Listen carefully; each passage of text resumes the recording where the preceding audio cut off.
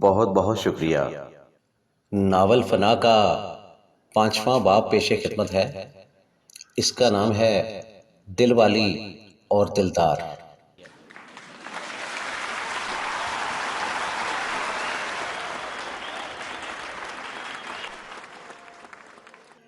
Chanan by جب اس خوفناک افریت کو کندھوں پر اٹھا کر اپنے چوبارہ میں پہنچی تو اس کا کوئی عاشق ارد گرد موجود نہیں تھا، حتیٰ کہ اس کے دروازہ کے سامنے لگا درخت بھی دم بخود تھا اور اس کے نیچے سجاول کے چچا کی چارپائی بھی خالی پڑی تھی۔ اپنے بالا خانہ کی سیڑھیاں چڑھتے ہوئے بھی وہ ذرا نہ ہانپی، یوں لگتا تھا جیسے چانن بائی کے اندر کوئی بدروح گھس ہو۔ اس نے دلہا کو اپنے کندھوں پر کسی بچہ کی طرح اٹھا رکھا تھا، پھر بالا خانہ کے اندر بنے کمروں کے دروازے اپنے آپ کھلتے چلے گئے۔ چانن بائی دلہا کو اٹھا کر مختلف کمروں سے کسی روح کی طرح گزرتی چلی گئی، پھر سب سے آخری کمرہ میں آ کر وہ رک گئی۔ یہ بالا خانہ کا سب سے زیادہ اجلا، شاندار اور خاص الخاص کمرہ تھا، جس میں کسی کو آنے کی اجازت نہیں تھی۔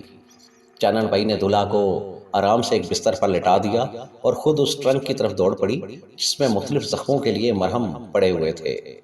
چانن بائی کے بالا خانہ میں کسی شے کی کمی نہیں تھی۔ اشاک دور دور سے اس کے لیے انواع و اقسام مشروبات، مٹھائیاں، پھل، رنگ برنگے پکوان اور بنے بنائے کھانے لاتے رہتے تھے۔ چند ہی ہفتوں میں دلہا بالکل صحت یاب ہو گیا، اس کے سارے زخم مندمل ہو گئے اور چہرہ پر جوانی کی وہی سرخی عود کر آئی، مگر چانن اسے بلا ضرورت کمرہ سے باہر نکلنے نہیں دیتی تھی۔ اس نے ساری بستی سے اسے چھپا کر رکھا ہوا تھا۔ چانن بائی کے بالا خانہ میں اشاک کا وہی رش تھا، مگر مجال ہے جو کسی کو کانوں کان خبر ہوئی ہو کہ اسی بالا خانہ میں ایک ایسا مرد بھی موجود ہے جو سارا دن کمرہ کی کھڑکی میں کھڑا ان کی سادہ لوہی پر ہنستا رہتا ہے۔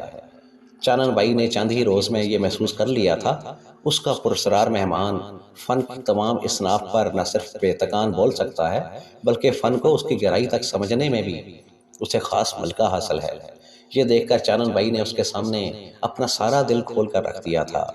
جاگیرداروں کی ان زمینوں پر فنکاروں کی یہ بستی کب بسی، کون سا فنکار کس فن میں طاق ہے، اس نے سارے فنکاروں کا کچا چٹھا کھول کر اس کے سامنے رکھ دیا تھا۔ پھر خاص طور پر اس نے اپنے نانا اور باپ کا جاگیرداروں کے ہاتھوں قتل ہونے کا پورا واقعہ بھی اسے سنا دیا تھا، لیکن اس کے باوجود کوئی احترام ور کا فاصلہ تھا جسے وہ پرسرار مہمان عبور کرنے نہیں دیتا تھا۔ جس روز وہ رخصت ہوا اس سے ایک روز پہلے چانن بائی اس کے لیے شام کی چائے لے کر آئی تو وہ چانن بائی کے پگوڑا میں پلکیں موندے جھولا لے رہا تھا۔ چانن بائی نے پہلی بار اس کے چہرہ کی طرف غور سے دیکھا۔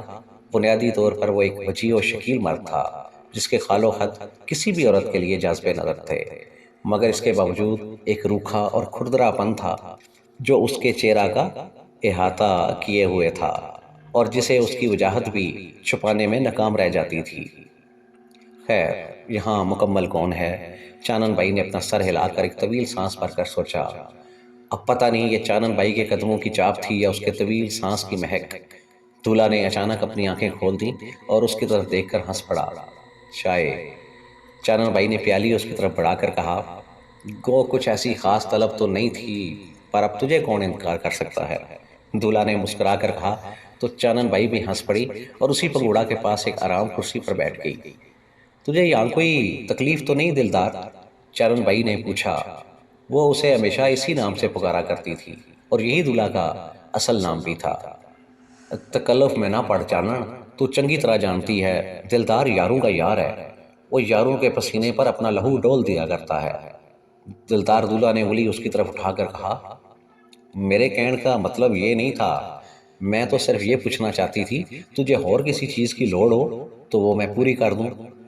نہیں نہیں نہیں، کسی شے کی مجھے لوڑ نہیں ہے، بس اتنا بتا دے تیرا دشمن کون ہے؟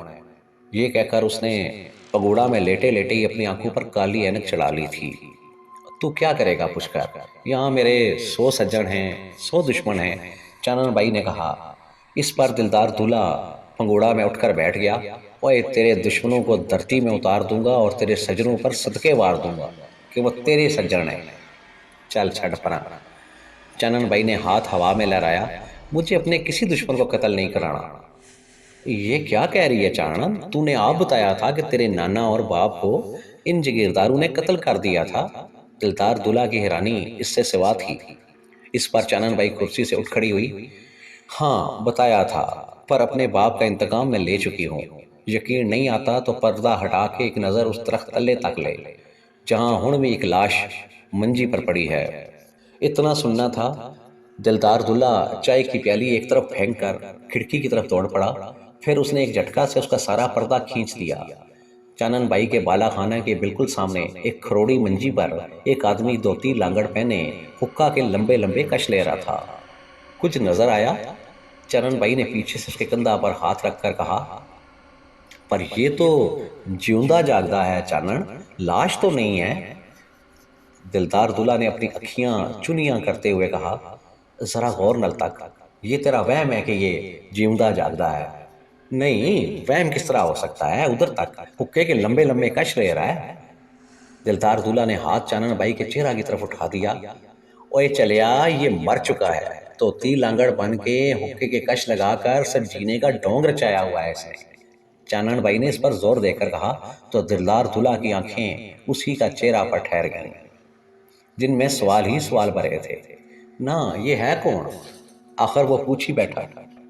یہ میرے باپ کے قاتل کا چھوٹا بھائی ہے، سب اسے پاپا کہتے تھے، مگر اب اس کا نام توڑاں پٹ پڑ گیا ہے۔ چانن بائی مسکرائی۔ اس کا نام توڑا پٹ ہے؟ پر یہ تو حقے کی توڑیں پٹ رہا ہے۔ دلدار دلہا کے منہ سے نکل گیا۔ اس پر چانن بائی نے ایک زوردار کہکا لگایا، پھر بڑی مشکل سے اپنی ہنسی ضبط کر کے کہنے لگی، میں نے اس کی توڑیں پٹ دی ہیں۔ تو نے اس کی توڑیں پٹ دی ہیں؟ مگر کیسے؟ دلدار دلہا کا منہ حیرت سے کھل گیا۔ وہ ایسے، یہ بستی کا وہ واحد اور اکلم مکلہ عاشق ہے جو پورے دل و جان سے مجھ پر فدا ہے، باقی سب کوڑ ہے۔ ہلا، پھر تو نے اس کے ساتھ کیا کیا؟ وہی جو ہر بے وفا اپنے چاہنے والے کے ساتھ کیا کرتا ہے۔ چانن بائی کا لہجہ بہت پرسکون تھا، جیسے وہ اس کی حیرت سے پورا پورا لطف اٹھا رہی ہو۔ بے وفا اپنے چاہنے والے کے ساتھ کرتا کیا ہے؟ دلدار دلہا نے ایسے انداز میں پوچھا جیسے بات اس کی سمجھ میں نہ آئی ہو۔ چانن بائی ہنس پڑی۔ تو نے زندگی میں کتنی بار گولیاں چلائی ہیں؟ کوئی 1000 دفعہ چانن، دلدار دلہا نے سینہ تان کر کہا۔ ان میں سے ضائع کتنی ہوئی ہیں؟ رب بچانے والا ہو چانن تو وڈے وڈوں کے نشانے چوک جایا کرتے ہیں۔ دلدار دلہا نے اسے جواب دے کر کہا، لیکن میرا نشانہ کبھی خطا نہیں ہوا۔ میں نے جب بھی آنکھ اٹھائی ہے، نظر کا تیر سدھا دل کے پار ہو گیا ہے۔ اس کا مطلب ہے تو نشانے کی بڑی سچی ہے، تیرا کوئی تیر چوکتا ہی نہیں۔ دلدار دلہا ہنستا ہنستا اچانک سنجیدہ ہو گیا، پھر اپنا ماتھا کے بل مسل کر کہنے لگا، پر تو نے بتایا نہیں، بے وفا اپنے چاہنے والے کے ساتھ کرتا کیا ہے؟ تو پھر سن دلدار دلہا، عاشق کی آس جب بھی ٹوٹنے لگتی ہے، وہ جب بھی مایوس ہو کر کوچہ دلدار سے اٹھنے لگتا ہے، تو اس وقت بات کے دوران وہ دلدار دلہا کی طرف تکنے لگی جس کی آنکھیں حیرت سے پھیلتی چلی جا رہی تھیں۔ یوں لگتا تھا جیسے وہ زندگی کا سب سے بڑا سچ سننے جا رہا ہو۔ تو اس وقت بے وفا ایک باری پھر اپنے دیدار کی ہلکی سی چھپ دکھا کر کہیں چھپ جاتا ہے اور بندہ پھر انتظار کی منجی لگ جاتا ہے۔ اوئے ظلم کرتا ہے بے وفا، بڑا ڈاڈا ظلم کرتا ہے چانن، دلدار دلہا کے منہ سے نکل گیا۔ یہ بات کہہ کر نہ چاہتے ہوئے بھی اس کا ایک ہاتھ اپنے آپ دل پر پہنچ گیا تھا۔ چانن بائی نے اس بار اس کی کسی بات کا جواب نہیں دیا اور اس کا کندھا تھپا کر کمرہ سے باہر نکل گئی۔ پھر شام ڈھلتے ہی چانن بائی کے بالا خانہ کی رونق بڑھ گئی تھی اور اس کا صحن اشاک سے کھچا کھچ بھر گیا تھا۔ دلدار دلہا نے اپنا کمرہ کی بتی بجھا دی تھی اور خود ایک کھڑکی کا پردہ ہٹا کر ان اشاک کو تکنے لگا جو چانن بائی کی ایک جھلک دیکھنے جانے کہاں کہاں سے کشاں کشاں چلے آئے تھے۔ ان میں ہر عمر کے مرد شامل تھے، جوان، چھیل چھبیلے، سرمے دنداسے والے، گل بند پرنے گلے میں ڈالے ہوئے، پٹھی چیر نکالے ہوئے، گریباں چاک کیے ہوئے، کھیڑیوں کی بدریاں باغ کیے ہوئے، رومال کلائی سے لٹکائے ہوئے، ہاتھوں میں تیتر طوطے اٹھائے ہوئے، کچھ پیے ہوئے اور کچھ بن پیے ہونٹ سیے ہوئے، مگر مجال ہے جو کسی کو آنکھ اٹھا کر اس سے نظر ملانے کا ارادہ ہو۔ چانن جب آتی تھی تو ساتھ کی قید بھی لگاتی تھی، اٹھے ہر نگاہ مگر کوئی بام تک نہ پہنچے۔ دلدار دلہا سارا دن کمرہ کی کھڑکی میں کھڑا یہ تماشے تکتا رہتا تھا۔ اسے سمجھ نہیں آتی تھی، جب لوگ جانتے ہیں چانن کسی کی نہیں، پھر وہ کیوں یہاں اپنا وقت اور پیسہ برباد کرنے کے لیے آ جاتے ہیں۔ پھر جوں جوں لوگوں کی خود فراموشی بڑھتی چلی گئی، چانن بائی کو اور ہوش آتا چلا گیا۔ اس کے دھن دولت، عیش و آرام اور ناز نخرے بڑھتے ہی چلے گئے۔ اس کے حسن نے اشاق پر ایک ایسا روب طاری کر رکھا تھا، کسی کو کچھ پوچھنے کی جرت ہی نہیں ہوتی تھی۔ پھر ایک شام چانن بائی کے بالا خانہ پر اشاق آپس میں الجھ پڑے اور بات دست و گریباں سے ہوتی ہوئی چاقو پھرنے تک آ گئی۔ اس شام چانن کے چوبارہ سے 4 جنازے اٹھے اور باقیوں کو بستی والے چرپائیوں پر ڈال کر شہر کے اسپتال میں لے گئے۔ بالکل اسی رات چانن کے پاس کچھ اونٹوں والے بھی پہنچ گئے، جنہوں نے ایک اونٹ پر بہت بڑا صندوق اٹھا رکھا تھا۔ چانن بائی ہکی پکی جب ان کے استقبال کے لیے اپنے بالا خانہ کے صحن میں پہنچی تو ان چاروں چھیل چھبیلوں نے اپنے اپنے ملاسے اتار دیے۔ چانن بائی کی آنکھیں ان کے حسن کی چکا چوند سے خیرہ ہو گئیں۔ وہ بڑی دیر اپنی آنکھیں ملتی رہی، پھر انگلی اپنے دانتوں میں دبا کر بے یقینی سے کہنے لگی، کو کافوں آئے ہو؟ اس پر پہلا اونٹ سوار ہنس پڑا اور کہنے لگا، تجھے کوئی پلیکھا لگ گیا ہے چانن، ہم پری ذات نہیں، پر ایسی شکلیں تو خوابوں میں آیا کرتی ہیں۔ چانن بائی سے رہا نہ گیا تو وہ بول پڑی۔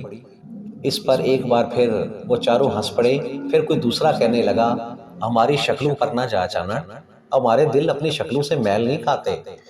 خیر، چانن بائی نے اپنے حواس مجتمع کرتے ہوئے ایک لمبا سانس بھرا، یہاں کیوں آئے ہو؟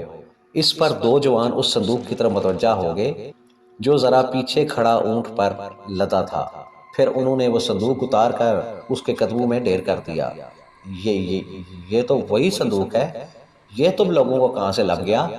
چانن بائی نے فوراً ہی اس صندوق کو پہچان لیا جسے وہ غار میں چھوڑ آئی تھی، اور یہ وہی صندوق تھا جس میں بستی کے موجودہ جاگیرداروں کے باپوں کی ہڈیاں پڑی تھیں۔ اپنی امانت سانبھ لے چانن، تجھے چنگی طرح پتا ہے اس میں کیا پڑا ہے۔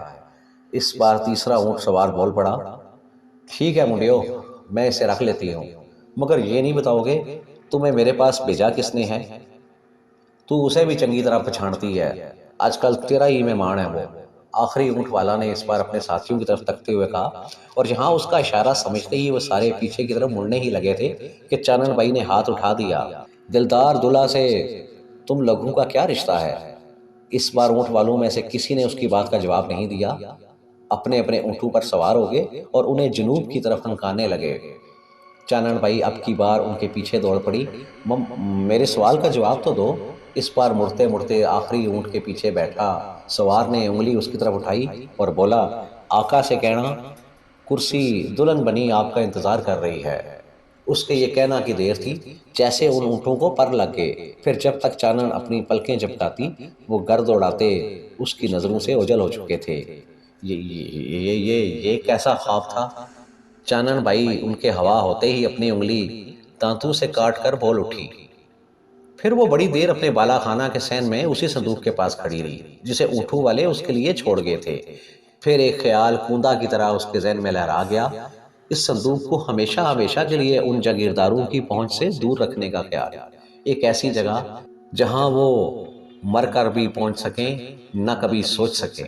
اور یہ سوچ کر اس کے لبوں پر خود بخود ہی ایک زہریلی سی مسکراہٹ رینگتی چلی گئی۔ بہت بہت شکریہ۔